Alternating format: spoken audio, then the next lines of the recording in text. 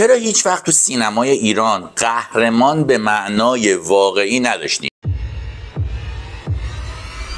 خب دهه 60 بعد از انقلاب اون ایدئولوژیکی که حاکم شد، اون ژانر اکشن و فانتزی رو کلا زد کنار. اکشن به معنای اون کوچه بازاریا و دعواهای کافه‌ای کلا رفت کنار. حالا اونا محبوبیت خودش رو داشت. سینمای جنگ اومد. سینمای جنگ هم میخواست قهرمان بسازه، اما دیگه خیلی نمادین و شعاری و اینا بود. یا مثلا تو ژانر اجتماعی هم یکی مثل کیانوش عیاری مثلا شبح کژدمو ساخت، یا کارهای اولیه رخشان بنی اعتماد. اینها ژانر اجتماعی میخواستن به این سمت برن، ولی قهرمان ها غالبا درگیر محیط اطراف بودن. قهرمان به اون معنا نداشت. تو دهه 70 فضا به نسبت یکم باز شد. یه سری فیلمساز ما داشتیم مثل محسن مخملباف که اومد سلام سینما رو ساخت. حالا اگر نمیشناسین، فیلمی بود که راجع به این عاشقای سینما بود. یه سری نماها نشون میداد که مردم هجوم میآوردن، تست هایی از مردم میگرفت. فیلم جالبی بود. تو فضای اون موقع خیلی غیر کلیشه‌ای و جالب در اومد، فروش خیلی خوبم کرد. از دل اون سلام سینما حالا چند تا بازیگر آورد. یه دونه که خیلی مطرح شد اون خانومی بود که اومد توی فیلم گبه بازی کرد. فیلم گبه هم راجبه، یعنی مخملباف می‌خواست هنر خودش رو به رخ بکشه. نماهایی از ایران گرفته بود که مثل یک فرش بود، مثل یک تابلو نقاشی بود. خب اینا هم قهرمان به اون معنا نداشتن. ما عباس کیارستمی رو تو اون سالها داشتیم که فیلمی مثل طعم گیلاس رو ساخت. فیلم بسیار معناگرا بود. ما داریم به لحاظ قهرمان بررسی می‌کنیم. قهرمان فیلم کسی بود که دنبال یه نفر میگشت که این میخواد خودشو بکشه، خاک بریزه روش. این اوج قهرمان بود.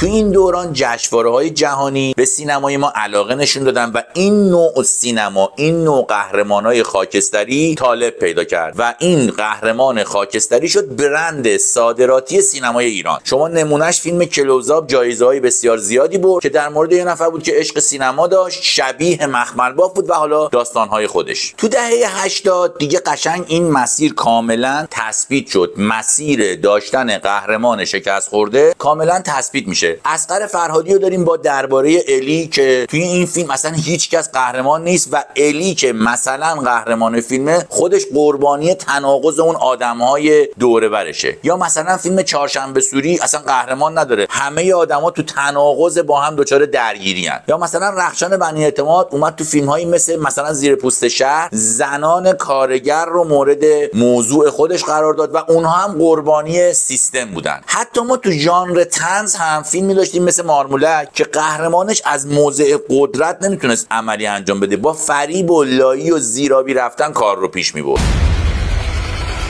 میایم دهه 90 دیگه قشنگ ما قهرمان رو مساوی با قربانی باید ببینیم. فیلم های مطرحش مثل ابد و یک روز، نه پیمان معادی قهرمانه نه نوید محمدزاده، جفتشون قربانی محیطن. یا مثلا فیلمی مثل لاتاری میخواد یه قهرمان انتقامجو بسازه ولی میبینی پایانش باز انگار یه دستهایی تو کاری که حتما باید این قهرمان هم نابود بشه، قربانی بشه. متری 6.5 اون پلیس قرار قهرمان داستان ما بشه، باز اینم درگیر فساد میشه و آخر فیلم این آدم هم به پوچی رسیده. و همین سکانسی که خود سعید روستایی حالا با اجبار یا به خواسته سانسور میکنه نشون از تضاد بین فیلمساز و اون سیستمی که حاکمه، انگار دستور میده، انگار اعمال قدرت میکنه که قهرمان باید حتما به نابودی برسه. یا مثلا فیلم شیار 143 رو ما داریم، یا فیلم بادیگارد. اینا قرار قهرمان داشته باشن ولی انقدر کلیشه‌ای و شعاری و نمادینه که هیچ کدوم موندگار نمیشن. توی این دهه حتی طنزهای پرفروش هم قهرماناش ضد قهرمانن، مثلا مثل نقشی که رضا عطاران تو نهنگ عنبر داشت. خب تا اینجا که بررسی کردیم، من میخوام یه نمونه حال حاضر سینمای جهان رو به شما معرفی کنم. یک فیلم بسیار خوش ساخت با بازی براد پیت، فیلم اکران سال 2025،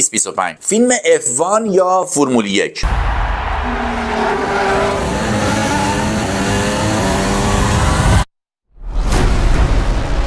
فیلم در مورد زندگی یک قهرمان قدیمیه که یک شانسی بهش رو میکنه که تو مسابقات فرمول 1 سقف آرزوهاش بتونه رانندگی کنه و اونجا مسابقه بده. یه رقیب یا یه همتیمی جوون 25-6 ساله داره در مقابل براد پیت 60 ساله. اینا قراره با هم توی این تیم به رقابت بپردازن. شما ببینید ساخت یک قهرمان، تبدیلش به یک قهرمان جدیدتر، جوری که این قهرمان میره کنار و قرار قهرمان قهرمان جدیدی رو معرفی کنه، چقدر این ساختار دقیق عمل میکنه و فیلم شما رو به یک انگیزه بالا میرسونه، به نماد تلاش و کوشش تبدیل میشه. فیلم سراسر پر از انرژی مثبت، تلاش برای رشد و رقابت سالم. این نوع ساختار این فیلم حتما ببینینش، فوق العاده. من خودم به فرمول 1 اصلا علاقه ندارم. چه ما میشینیم مسابقات اتومبیل رانی نگاه کنیم، اما شما 2 ساعت و 30-40 دقیقه میشینی این فیلم رو که سراسرش هم تو همون پیست مسابقه است رو نگاه میکنی و لحظه ای نمیتونی سرتو از جلوی تلویزیون تکون بدی. حتما ببینید، ادامه بحث رو با هم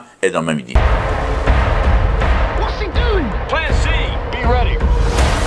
چرا تو ایران قهرمان ساخته نمیشه؟ ببینید، قهرمان ساختار شورشی داره، ساختار قدرت نمایانه داره و ساختار حاکم بر سیستم حاکم در ایران این رو بر نمیتابه. شما ببینید اینقدر ما فهم و درک این موضوع رو نداریم. الان تو همین فیلم فرمول 1 اقتصاد اینجوری خودش رو به رخ میکشه، فیلمی که انقدر توش انگیزه و انرژی و با بازی خاویر باردم، براد پیت و بسیار پر مخاطبه یک سری مسابقات انجام میشه، نهایی ترین مسابقه و جایی که قرار داستان شکل بگیره و نتیجه نهایی و ضربه آخر رو بذاره کجا برگزار میشه؟ تو ابوظبی. بیشترین نما رو از اون مسابقات و کشوری که توش انجام میشه تو امارات رو نشون میده. تو چندین کشوری مسابقه انجام میشه ولی فقط تو امارات و ابوظبی که تمام سیستم این کشور رو نشون میده، جذابیت هاش رو نشون میده و اینه که نشون میده اقتصاد و مدیریت یعنی چی. استفاده از سینما برای نشان دادن فرهنگ، نشان دادن کشور و نشان دادن قدرت اقتصادی، جذب توریست و هر آنچه که شما فکرشو بکنید. این دیدگاه ها در سینمای ایران و مقام بالاتر در حکومت حاکم، در سیستم حاکم نیست و ما متاسفانه با این فیلم های روبرو هستیم که اصلا اجازه رشد و تشکیل یک قهرمان رو توش نمیدن. به نظر شما اگر این محدودیت ها، این سانسورها برداشته بشه، ما بالاخره سینمامون قهرمان خواهد داشت یا اصلا نه ما سیستممون مثل موسیقی سنتی؟ شما موسیقی سنتی رو به هر کی بگی میگه بابا اون موسیقی ناله است، در صورتی که اینجوری نیست. ما موسیقی سنتی خیلی شادی داریم اما طی سالها دچار سرکوب و سانسور شده و این شکلش فقط مورد پسند قرار گرفته و اجازه رشد و انتشار گرفته. سینما هم به همین درد دچار شده. به نظر شما اگر این محدودیت ها برداشته بشه، بازم تکرار میکنم، ما واقعا قهرمان خواهیم داشت. ممنون میشم نظر شما رو بدونم و اینکه شما نظرتون راجع به این چیزایی که گفتم چیه. خیلی مخلصیم، ممنون که با من همراه بودین. ایام بکام باشه. خدا نگهدار.